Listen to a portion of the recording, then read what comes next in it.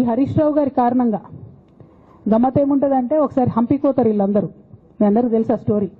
హంపీకి పోయి పాటలు పాడుకుంటారు, మొత్తము చాలా మంది కలిసి కేసీఆర్ గారిని చాలా అవమానకరంగా మాట్లాడతారు, ఒక పార్టీని వెన్నుపోటు కొడదామని డిజైన్ చేస్తారు. ఇదంతా వీరికి తెలుసు, హరీష్ రావు గారికి తెలుసు. నేను ఆ రోజు సాక్ష్యం ఉన్న హరీష్ అన్న వచ్చి లిటరల్లీ రామన్న చేతులు పట్టుకొని, అరే మామయ్యకి చెప్పురా సింక్ ఆర్ సేల్, నేను మామయ్యతోనే ఉంటా అని చెప్పి అక్కడ మాట్లాడుకున్న వాళ్ళందరూ రెడ్డిసార్ దగ్గర అవుట్ చేసిండి.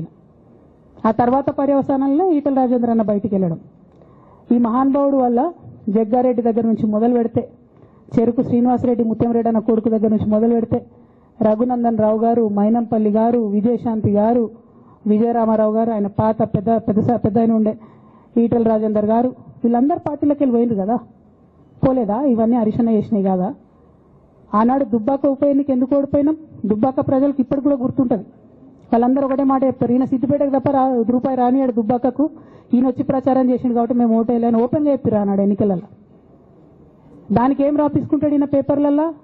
ఒంటరి పోరాటం చేసి ఓడిన హరీష్ రావు. అసలు ఓడిపోయింది మీ వల్ల కదా. మీరు మీడియా మేనేజ్మెంట్లో సూపర్ అలా డౌట్ ఏం లేదు. రామన్న యూట్యూబ్ మేనేజ్ చేసి నా మెయిన్ స్ట్రీమ్ మీడియా మేనేజ్ చేస్తాడు అంతే, అంతకుమించి వేరే ఏం లేదు. నేను రామన్న రిక్వెస్ట్ చేస్తున్నా, మీరు కూడా ఆ స్కిల్ నేర్చుకోండి అన్న. అట్లనే ఈటల రాజేందర్ గారు ఉప ఎన్నిక దగ్గరుండి హరీష్ అన్న గెలిపిలేదా అండి ఈటల రాజేందర్ని? ఆనాడు పీసీసీ అధ్యక్షుడిగా ఉండి రేవంత్ రెడ్డి గారు ఏమంటారు, కాంగ్రెస్ పార్టీ ఓడిపోతుంది ఇడా అని చెప్పి ఆయన ముందే డిక్లేర్ చేసిండు, ముందే చేతులు ఎత్తేసిండు. హరీష్ అన్న ఆడ పోయి కూర్చొని మరి ఈటల రాజేందర్ అన్నని గెలిపించొచ్చిండు. ఈ బంధం రేవంత్ రెడ్డి గారిది హరీష్ రావు గారిది అప్పటి నుంచి కొనసాగుతుంది, కొత్త బంధం ఏం కాదు ఇది. నేను కేసీఆర్ గారిని పెద్దల్ని రిక్వెస్ట్ చేసేది ఒకటే, ఈయన చేస్తున్న నక్క జిత్తుల్ని దయచేసి గమనించండి. ఇలా నేను బయట పోతా కావచ్చు, నాదేముంది, ఉద్యమంలోకి వెళ్ళి వచ్చినా మళ్ళీ ఉద్యమంలోకే పోతా, నాకు భయం ఏముంటుంది, నాకు ఎన్నడూ పదవుల మీద ఆశ లేదు.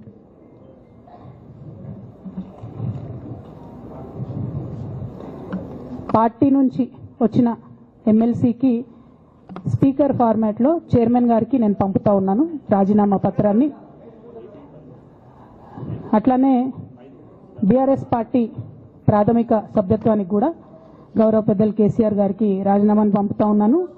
దీన్ని మన రావుల చంద్రశేఖర్ రెడ్డి గారికి తెలంగాణ భవన్కి వారికి నేను పంపుతా ఉన్నాను.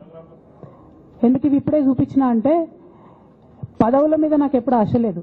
మేము ఉద్యమంలోకి వచ్చింది ఎందుకంటే మా నాన్న ఒక్కరు ఇంత ఒంటరి పోరాటం చేస్తున్నారు, ఎంత వీలైతే అంత ఆయనకు మద్దతు ఇవ్వాలని వచ్చినాం. ఆనాడు మేము ఉద్యమంలోకి వచ్చినప్పుడు పార్టీ అధికారంలోకి వచ్చే ఆస్కారమే లేకుండే, తెలంగాణ వస్తుందో రాదే అనే అనుమానాలు అంతటా ఉండే.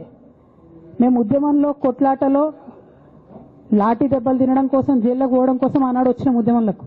అధికారంలోకి వస్తామనుకొని రాలే. రామన్న అయినా నేనైనా కేవలం నాన్న కోసమే వచ్చినాం ఉద్యమంలోకి. అందుకే మా కుటుంబం మీద కుట్ర. ఈ కుట్రను గమనించమనే నేను మా కుటుంబాన్ని కోరుతా ఉన్నా.